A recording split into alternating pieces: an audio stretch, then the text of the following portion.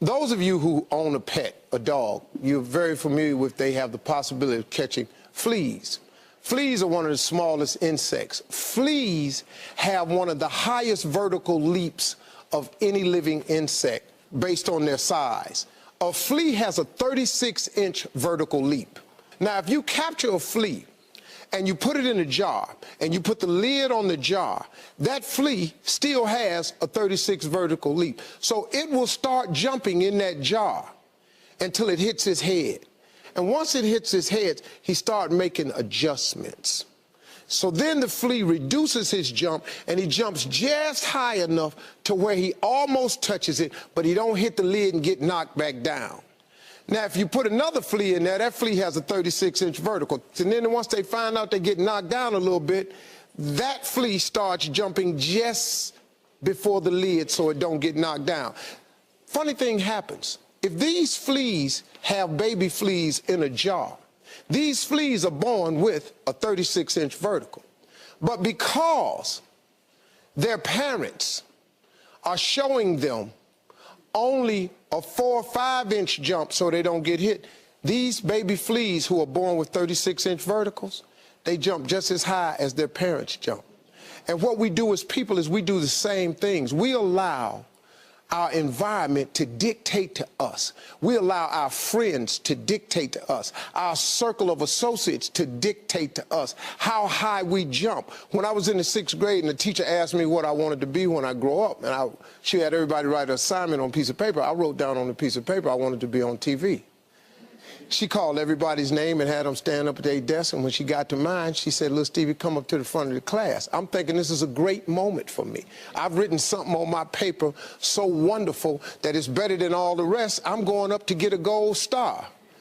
I got up there, she said, "Why did you write that on your paper?" And I said, "Because that was our assignment for today." She said, "But why did you write it on your paper, though?" I said, "Because I want to be on TV."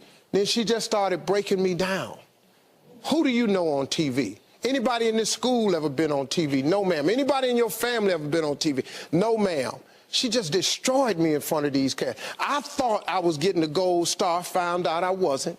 I was heartbroken. She reported me to my parents, and I'm being a smart aleck in class, sent me home with the note pinned on me.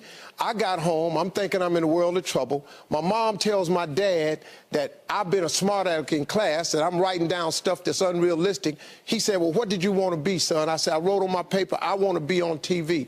He looked at my mother and said, "Well, what's wrong with that?"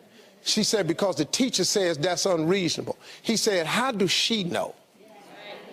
And that was the first moment that I found out that my father, who had a 3rd grade education, who my mother taught to read and write, I said, "Man, this guy's on to something." So he told me what does she want you to write? I said, "A policeman or fireman or ball player." She said, "Write that on the paper and give it back to her." She said, "But every morning when you wake up, take your paper, put it in your drawer.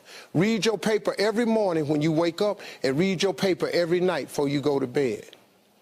If you turn your TV on today, the little boy in the 6th grade is on TV." Very true statement. Because my father informed me, "Son, take the lid off of your job."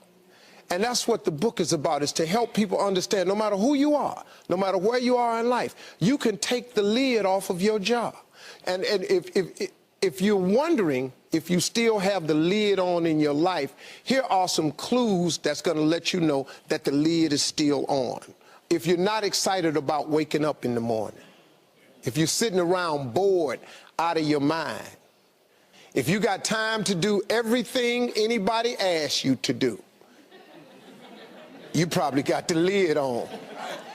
If when you tell your dreams to all your friends, it makes sense to them, you got your lid on, man. Your dreams should not make sense to everybody. You got to say something that make people go, "How you going to do that?" That's when you got the lid off. And if I were you, I'd do that. I'd take the lid off. Makes sense to me, don't it?